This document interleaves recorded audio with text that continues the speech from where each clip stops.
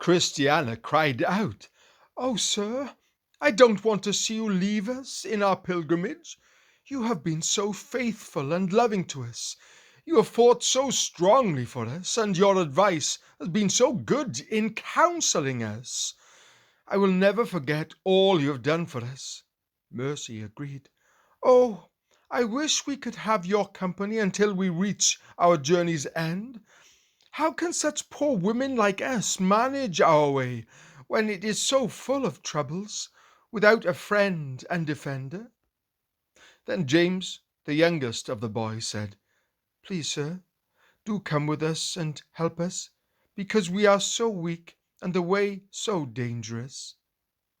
Great Heart looked kindly at the boy and said, "I must do as my Lord commands.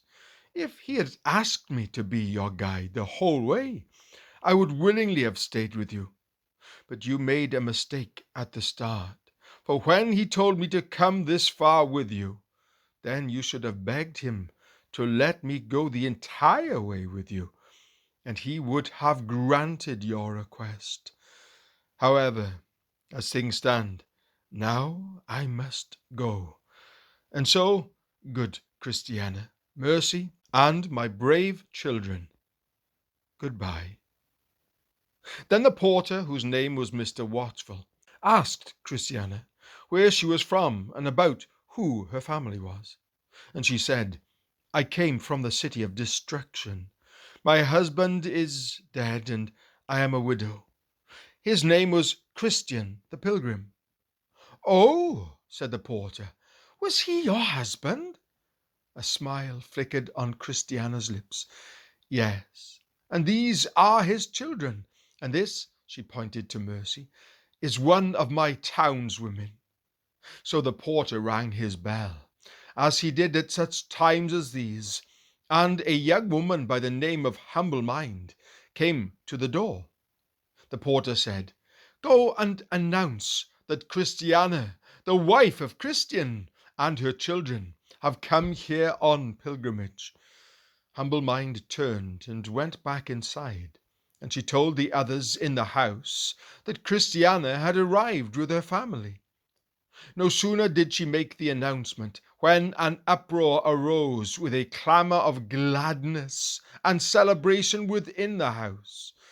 Those inside the house hurried to the porter, for Christiana was still standing at the door.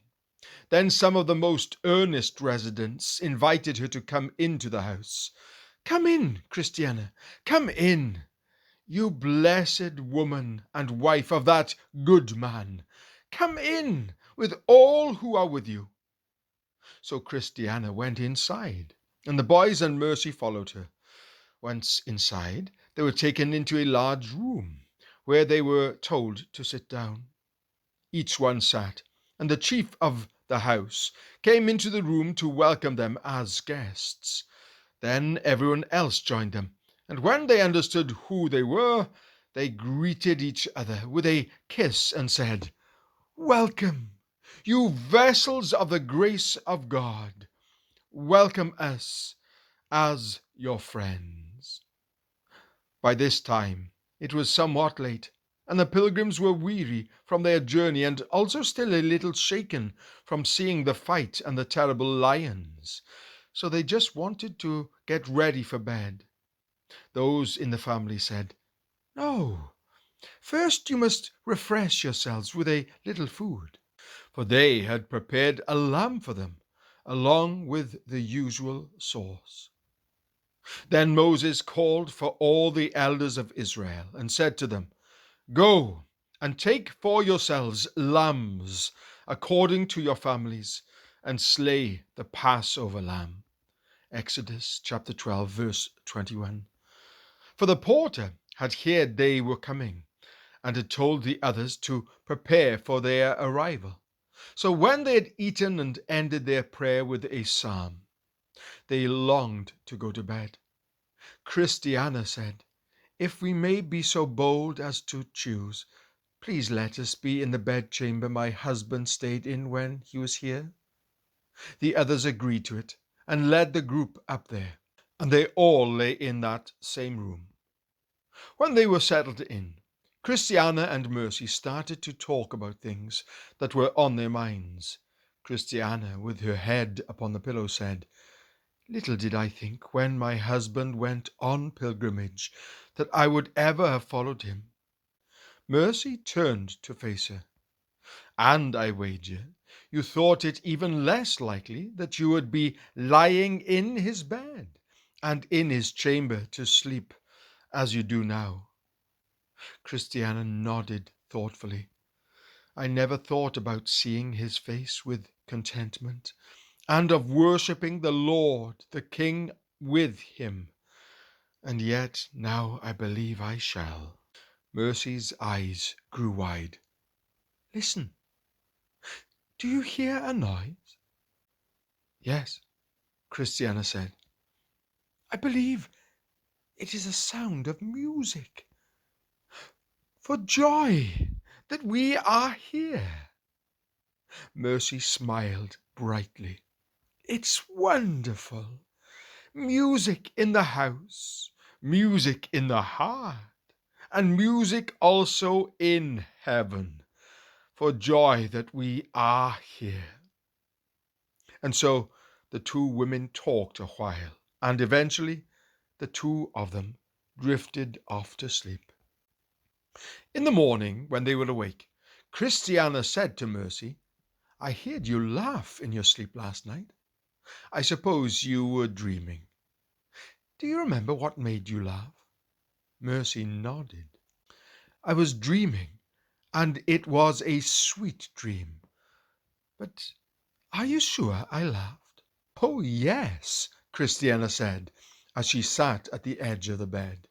"You laughed wholeheartedly. Please, Mercy, tell me your dream." Mercy scooted to the edge of the bed and settled in beside her. "I was dreaming that I sat all alone in a solitary place and mourned for the hardness of my heart. Now, I had not sat there long, when it seemed to me many gathered around to see me and to hear what I had to say. So they listened, and I went on weeping over the hardness of my heart. The reaction of the crowd was mixed. Some laughed at me, some called me a fool, and some began to shove me. With that, it seemed to me that I looked up and saw one with wings coming towards me. He came directly to me and said, 'Mercy, what ails you?' When I had told him of my sorrow and the treatment of the people, he said, 'Peace be to you.' He also wiped my eyes with his handkerchief and dressed me in silver and gold. Then I bathed you with water, washed off your blood from you, and anointed you with oil. I also clothed you with embroidered cloth, and put sandals of porpoise skin on your feet.